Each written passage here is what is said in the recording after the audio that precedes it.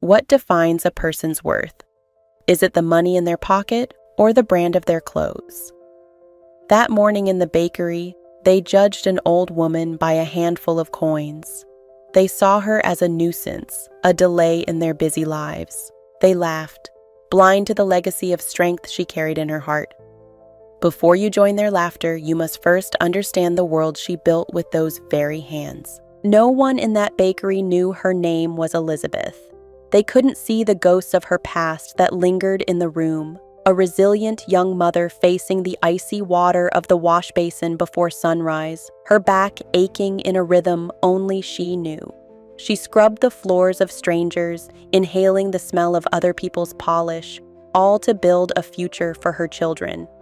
She traded her own simple dreams, like reading a book in the afternoon sun, for their chance at a better life. And her heart was a stubborn miracle. It refused to be hardened by decades of struggle. She lived by a simple code: if you have a little, you give a little.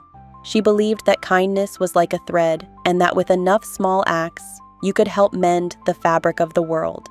She found her own warmth in the smile of a neighbor who had a hot meal, her own joy in the laughter of a child she'd helped. That was her secret richness, invisible to the world. Back in the bakery, the man who would change everything was just another customer lost in his phone. The delay annoyed him, but when he looked up, a fractured image from his childhood pierced through the fog of his memory.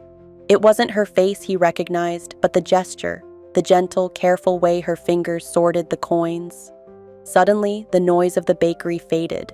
His breath caught in his throat.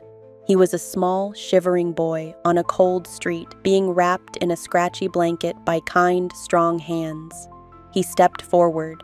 The air grew still. He didn't speak to the baker first. He looked directly at the young man who had laughed, and his voice was low, but it resonated with the weight of a lifetime. "You laughed at her coins," he said, his voice trembling with emotion.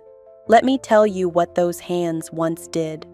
They fed me when I had nothing. Her name is Elizabeth." He then placed a bill on the counter, more than enough to cover everything. The silence that followed was heavy, thick with the sudden crushing weight of shame and revelation. Elizabeth left the bakery not just with bread, but with her spirit affirmed. The world hadn't changed, but for a moment, a debt of kindness had been honored. The boy she once fed with food now fed her soul with dignity. And as the sun warmed her face, she smiled. Some debts are not paid with money, but with memory, and the coins in your hand can never measure the true richness of a generous heart. If you enjoyed this story, share it with someone you consider special. And don't forget to follow us for more videos like this.